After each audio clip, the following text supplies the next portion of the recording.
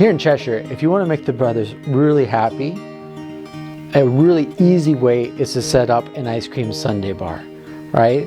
Lots of ice cream, lots of chocolate sprinkles, lots of colored sprinkles, marshmallows, chocolate sauce, caramel sauce, strawberries. Brothers go nuts, right? They really get excited about it. Now, I think that a lot of times we might take that same ice cream sundae bar and apply it to other realities where it doesn't fit quite so well. And I think that happens even with the Bible, because some people like to kind of pick and choose, and that doesn't work. With the Bible, you have to take it all.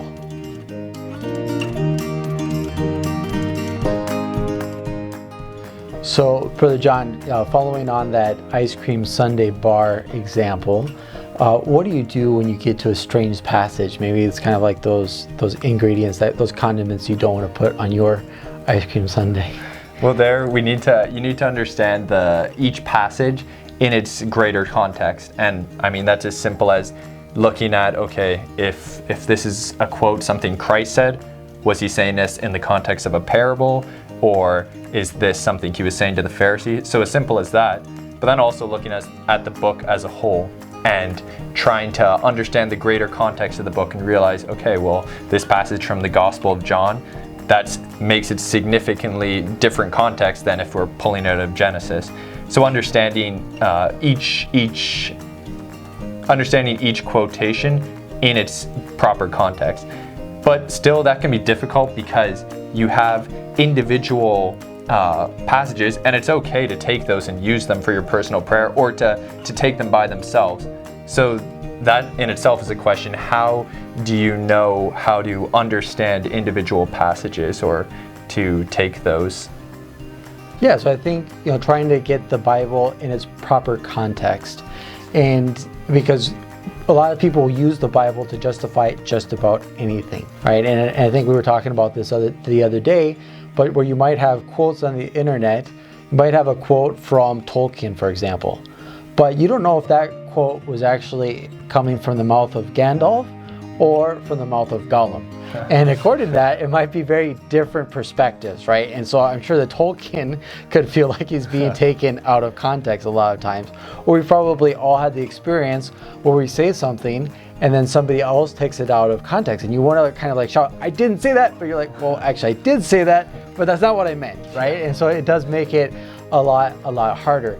And I think that there's a risk of that happening with the Bible as well, where things will be taken out of context. And that's why whenever we're reading the Bible, and this is one of the things that the Pope emphasizes a lot in Evangelii Gaudium, is that it's important to come into contact with the Bible so that the Bible can change us. It's not so that we can change the Bible, or so that we can use the Bible kind of to hit somebody else over the head. That's not why God revealed himself through his word.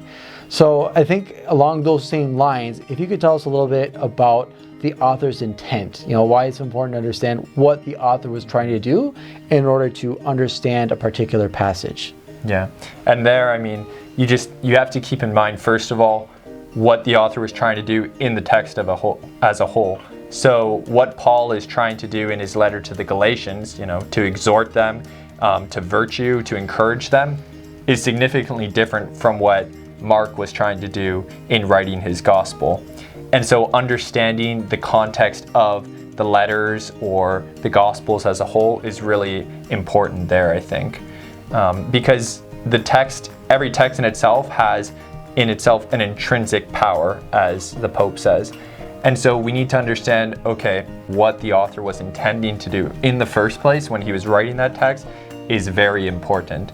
Because what St. Luke was doing in writing the Acts of the Apostles, as he says at the beginning, right, he's putting down a narrative of the events, right, the first events in the founding of the church. That's significantly different from what St. Paul is trying to do when he's writing to the Galatians, to the Corinthians. And so understanding that context is important, because sometimes we might read a passage and think, this doesn't make any sense, and we get kind of lost in the text. But that can happen if we didn't know where we were in the first place in reading that text. So we always need to go into the text understanding, okay, what is the author's goal here? Thanks for sharing this week, and I hope that you were able to get something out of it, and that it helps you to see the Bible in the proper context. I hope you can share the content. I hope you can give us a like, God bless, and we'll see you next week.